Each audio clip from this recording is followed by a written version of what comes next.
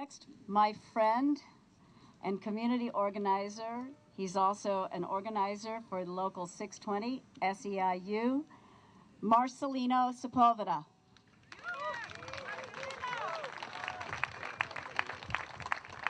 Thank you, Penny. Understand that every time that we continue to fund these wars in Iraq and Afghanistan, that means that there's less money for our country here.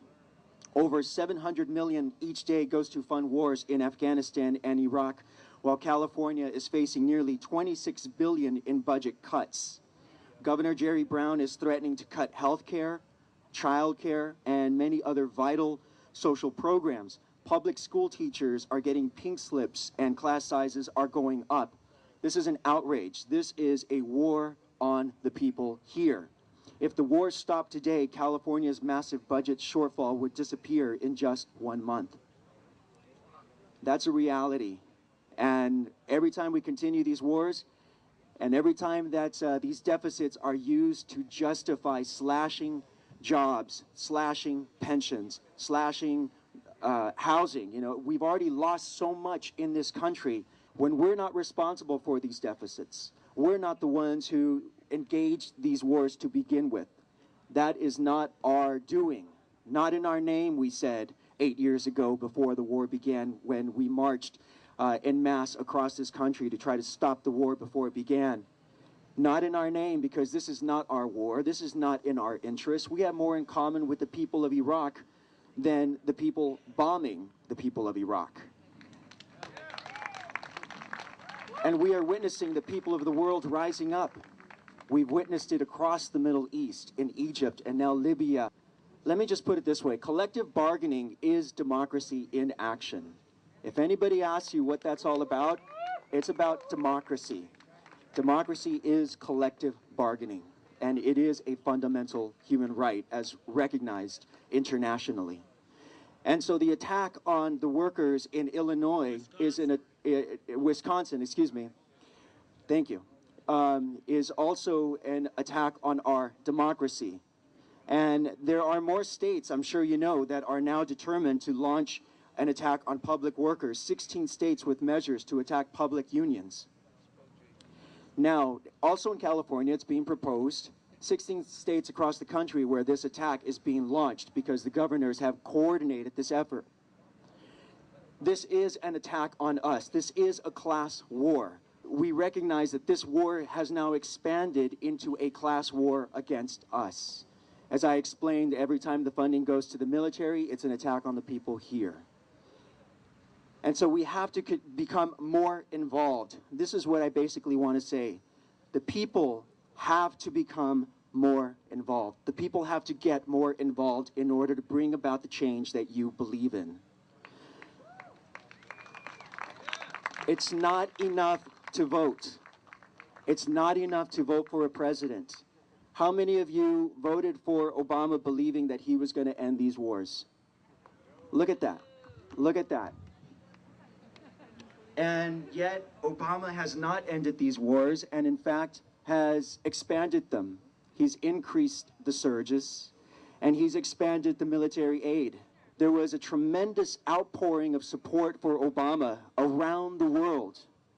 And that was a force for change. And that's what we need to mobilize once again, because if we protest en masse across this country, I guarantee you that Obama will listen. Right now, he's listening to his funders, to the bankers who he bailed out with our taxpayer money. And he's listening to the corporate CEOs who, you know, he keeps acting on their interest against the people's interest who voted for him. And that's because they're pressuring him. Where's the people's pressure on him? We need to mobilize people pressure on Obama. He said to you that he could not do it alone, that he needed you mobilized in action in order to bring about change. So far, we've not witnessed that change, and I can only speak for myself in expressing the disappointment in how much worse things have gotten. I thank you so much for coming out and having this on your conscience to come out on this day. Just know that we are not alone, and how important it is to stand up as a conscientious objector, even for the peace of your own soul, of your own spirit. This is something that we can do, to speak out. And another thing that we can do, because so many times this seems so out of our hands, it seems so much larger than us, right? Like there's nothing we can do to stop the war machine. It's so important for us not to give up, to give in to that despair of how awful the circumstances are in the world. What we need to give to the world from our heart is strength in spirit. We need to align ourselves with the heroes who are going before us, such as Tim DeChristopher, who is being prosecuted by the Obama administration. And if you're not familiar with that case, I encourage you to look at it, out of Utah. Also Bradley Manning, who is being tortured as we speak, even though he has not been found guilty of anything. He is being tortured as we speak. And there are many other heroes that we can think of, and we need to generate our own heroic spirit and put that out into the world, beginning with our friends, beginning with our community, starting at the smallest level, expanding out into the world. Remember the dead in these senseless wars, our American soldiers and also the innocents in Iraq and Afghanistan. So I thank you for being here in solidarity. We have another student. She's an Iraqi American. Her name is Nora Al-Jawad, and she's at UCSB, and she's going to read just a very brief statement. Thank you.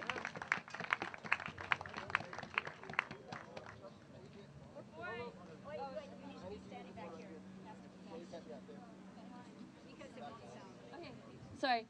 Before I read the statement, I want to mention very briefly, someone earlier talked about how the Iraqis should be taking responsibility of their own country and to be taking care of themselves. And I want to point out that historically, Iraq has had one single leader who has actually acted in their interest. And before him, his name was Qasim, and before him there was British imperialism. And that's when the Iraq as a nation state was born, out of Western colonization. And after this leader, it was U.S. imperialism that funded the two Ba'athist coups that led to the rise of Saddam Hussein's power, and he was funded for 2 decades, and there was 500,000 children that died as a result of the U.S.-led sanctions that was ongoing for 15 years until the invasion in 2003. So that's just a little short history of Iraq. Please go read more about it, because this myth of Iraqis not being able to control, their people, or Iraqis not being able to run their own country, that's a lie. They have tried to. They have tried to, but U.S. and Western intervention, NATO forces, these are the forces that have stripped Iraqis of their self-determination. And when the U.S. invaded in 2003, they installed the Iraq Governing Council that was made up of 9 leaders, only three of which were women, by the way, but 9 leaders who all served U.S. interests, who served in Washington in neocon organizations that actually promoted the war against Iraq. So just throwing that out there, the U.S. appointed 9 leaders to rule for 1 month each after their invasion. And this is not self-determination, this is colonization. So go on.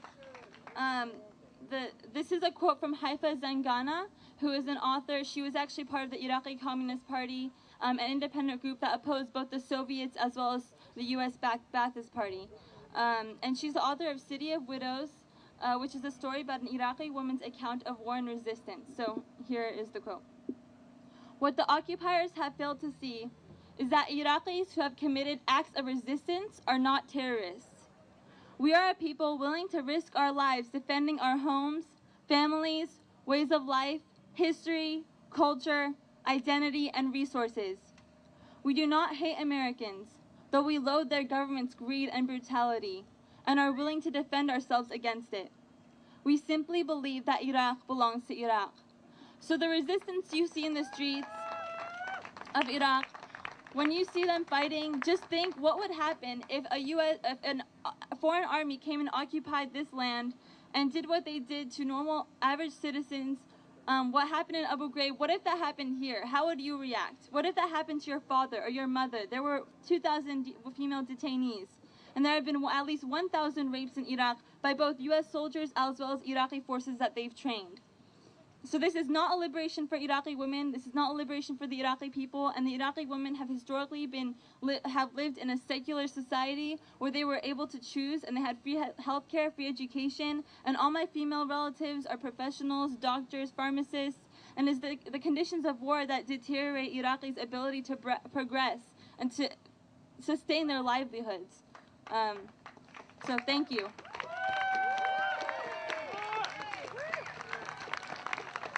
Thank you, Nora. Next on our next speaker is Edward Wolfe. And sorry, I'm mispronouncing everybody today. And he's at UCSB, and he is also an organizer for AFSCME local. Hi, good afternoon. Thank you. I'm here for two reasons. One, as an individual, and one as a member organizer with AFSCME 3299, who represent service workers at UCSB. I'm also part of a coalition, the Student Worker Coalition. But first of all, I want to honor the Veterans for Peace for doing this today. I remember here, I've been born and raised in Santa Barbara, and I remember seeing when they first got started, maybe a dozen or so crosses here on the beach, and my heart goes out to those families and to the loved ones of those service men and women who have fought for this country. I oppose the war, and that's my feeling, but there's a lot of people that don't understand what's going on, and I think we need to wake them up, and that's why we call it the wake up, la despertada. We need to start looking at what's going on in this country and not necessarily what's going on everywhere else. This country is starting to fall apart because of the power and greed of banks, corporations, and they're tearing down the middle class, and we have homeless people that, you know what, my heart goes out to them because there's no jobs. We've given those jobs to everywhere else. We've sold America, and those are my feelings. But my feelings are that we can change things. We can change things because we have the power to do that if we choose to. I come from a generation, just like you do, who during the Vietnam War, I remember reading the newspaper, the news press, and every day the Santa Barbara news press used to amount how many people were killed in Vietnam and say, when will it end? Well, we were more in tune with what was going on in the country at that time because we didn't take it lightly. We understood what our government was about. We understood what the war was about. We understood what human rights were about. We understood what it was to fight for who we were and who we want to be. There was an American dream that many of the soldiers ahead of us, who when I came to UCSB were veterans, they knew their rights, and they said, I'm here because I'm entitled to have something, and I fought for my country, and the government told me this, but you know what? All that is gone because people don't care. People don't want to care, and we need to wake them up. I'm here because I see you all here, and I know the numbers can be greater. I know the numbers can be bigger. But I'm here because I understand what it's like to be a worker. So now I want to turn it into why I'm here, the other reason. I'm here because as a university organizer, member organizer, I've been working for the UC system since 1973. And when I went out there, it was a scary place to be because everybody was fighting for their rights. Human rights, Chicano rights, black rights, civil rights. And all that is somewhat sort of fallen by the wayside. And people are just saying, well, I'm thankful to have a job with this economy. That's not the answer we need. We need to rebuild America. We need to bring jobs back to this country. We need to say we are proud to be who we are and why we're here. So I want to invite you because if we don't do this, and if we don't do it together, and I promise that I apologize for the typo errors that we made on our flyers, but it is important for all of us to start working together. And when I say that, I mean it because as an organizer with our union, I find it difficult to communicate with our members and not be able to connect the dots. Each and every group that you belong to, each and every union that's here today, we need to work together. We can't afford to have what's going on in Wisconsin and the rest of this country come our way. we need to be able to be united as unions, as concerned citizens, as groups, for one common cause to change this country. I think that we can do it. I know that we can, but it's going to start here. So UCSB students are continually paying the price for UC that keeps spending the money, power and greed. We have a president who is guaranteed after 7 years of service that he's going to make over $1 million for life. Now, we don't need a UC president like that. He came here to do the hatchet cuts that he's done to workers. And you know what? Our rights are going. Our rights are leaving even though we have a contract. They've split the unions in half. They have an unrepresented majority of workers who are unrepresented, who for many years have not gotten a raise. So when I think about what's going on in Wisconsin, and I hear about what that governor wants to do, I think of UC, and I think that maybe that governor got the idea from UC, because that's what it's about. And so we need to rebuild. So my invitation is simple. On April 4th, we are going to be honoring Martin Luther King, who on April 4th died in Memphis representing AFSCME sanitation workers because he wanted to give them a better quality of life. And Martin Luther King wasn't just known for that dream. He was known for everything that he did in civil rights movement for all of us. We all need to remember why we're here. We all need to know what unions and civil rights leaders and the people that died in this country gave us. And if we can't do that, then I think we're going to do ourselves a grave injustice and be unprepared for the future. I care about what's going on. I care about students getting in debt. I used to see students going to a job. Now I see them going home in debt. That's not what we want to do. We don't want to give the banks more money. We don't want to put more stress on working families. We need to rebuild America, and we can start. If you support me, let me know. I want to work with the unions. I want to work with the community. We need to start voting. We need to register people. We need to work with our local governments. We need to make a march in Sacramento. We need to have our voices heard. Thank you very much. Thank you. I would like to bring up a student from City College, Eric Rasmussen. I don't know if I'm pronouncing things really badly today. I'm really sorry. And he is the acting president of the group at City College, Peace Now. I want to start and thank everyone who's come out today. I really especially want to thank Veterans for Peace and some of my brothers who are here from the Marine Corps and from the Army who served in Iraq and Afghanistan, and they're here standing with us in the name of peace. I want to thank them. It was 8 years ago today. I was 15 years old as I watched on the evening news as we rained bombs down onto the sovereign nation of Iraq. The assault was dubbed Operation Iraqi Freedom. It had officially begun, and we were told that we were going to be greeted as great liberators for the people. As we all recall, the initial justifications for the war was weapons of mass destruction. It turns out that that was a lie. Ladies and gentlemen, we need to understand that we have been misled. It is not easy to accept that we have been misled, but until we accept that we have been lied to, we cannot change things.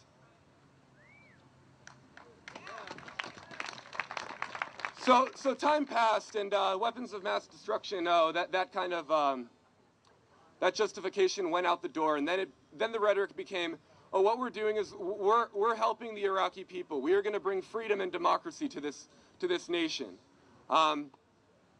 The same thing, the same sort of talk has been surrounding the war in Afghanistan as well, which we've been involved with almost 10 years now.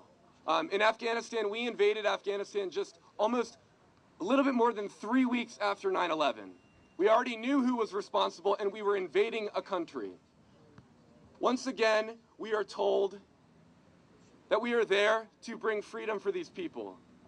We are told through the free media that we have here, Time magazine cover, a young woman whose nose and ears have been chopped off by the Taliban, with big bold letters, the headline, "What happens when we leave?"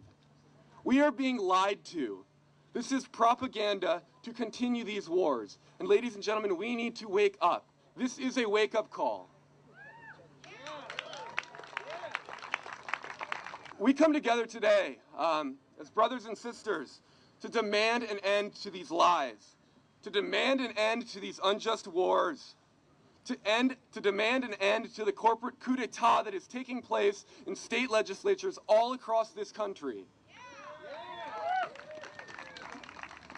Students' rights are being assaulted. Workers' rights are being assaulted. You know, essentially, this is class war. This is class war against the middle class as we know it. We are being lied to. We are being misled. We are told that we don't have any money, when yet the fact is that 63% of the 2011 federal budget is going to these wars, is going to the Department of Defense. 63%. You know, we are truly facing true economic dangers here at home. And we're told that these wars are to keep us safe. They are not keeping us safe.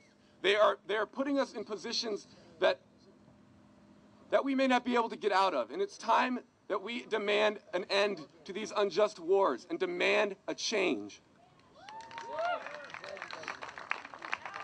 We come together to send a message to politicians that it is no longer acceptable to use our hard-earned tax money to fund these wars and to develop weapons that are going to be sent to the other side of the world and dropped on people. All in the name of what? Security. It's not making us safer. We are being lied to. We are being lied to. We come to send the message to Mr. Obama that the American people want change. We want him to stand up to what he said he was going to do when he ran for office. We want him to end these wars. We want him to close Guantanamo Bay.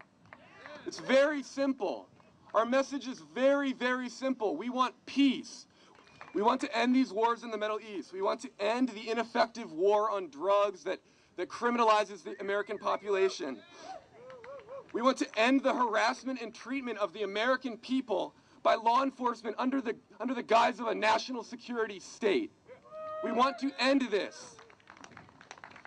We are here to forge a new future for our country, one where all Americans have access to sustainable jobs, to health care, to affordable housing, to clean energy, to solar energy, to windmills, you know, where we don't have to rely on nuclear power. It's not sustainable. It is not safe. In this struggle for a new tomorrow, we must acknowledge and harness the divine power that we have as individuals to be a beacon of light and progress and true change. In order to topple this war machine and to bring democracy back home and to reclaim our dignity as a nation, we must acknowledge that we do not have a fair and balanced media. We need to start being proactive and vigilant in our search for information. We are seeing a radical democratization of the media through social media networks. We need to turn off the TVs and end these lies and tune in to the internet. Tune in to democracynow.org. Tune in to independent media that is going to give us the truth and allow us to make the decisions, make the informed decisions that are going to bring peace and prosperity to this world. We must stand behind whistleblowers as Bradley Manning and never, never, never believe the lies that these people are traitors or that these people are a threat. These people are heroes. They are shining a light into the dark, and they are the only hope that we have to change.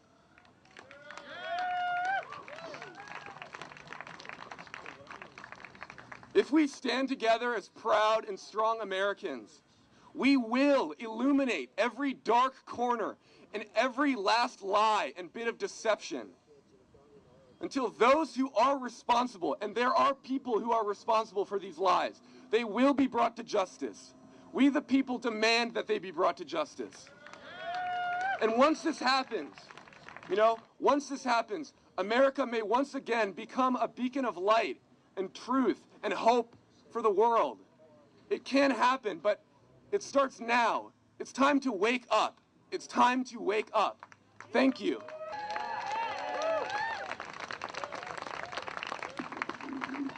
Thank you, Eric. We think that nuclear power is a problem. which it is, think about nuclear weapons. Still 9,000 of them in the arsenal of the United States. So I would ask you all to keep in mind this, these three things: nuclear power, nuclear weapons, and war. We also need to take into account the much, much larger amount of death, injury, destruction, and displacement of the people of Iraq and of Afghanistan. We haven't helped them. We have not helped them. We've hurt them, and we've hurt ourselves in the process. We've spent $1 trillion on war in the last 10 years. This is a poem that I wrote. It's called Worse Than the War. Worse than the war. Worse than the war, the endless, senseless war. Worse than the lies leading to the war. Worse than the countless deaths and injuries. Worse than hiding the coffins and not attending funerals. Worse than the flouting of international law. Worse than the torture at Abu Ghraib prison. Worse than the corruption of young soldiers. Worse than undermining our collective sense of decency. Worse than the arrogance, smugness, and swagger. Worse than our loss of credibility in the world. Worse than the loss of our liberties. Worse than learning nothing from the past. Worse than destroying the future. Worse than the stupidity, the incredible stupidity of it all. Worse than all of these, as if they were not enough for one war or country or lifetime, is the silence, the resounding silence of good Americans.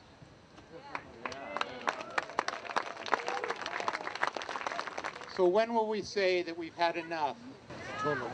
When will America try to regain its conscience, its soul, its decency, and its honor? The answer, as always, is it's up to us. And I thank you all for being here and being part of this.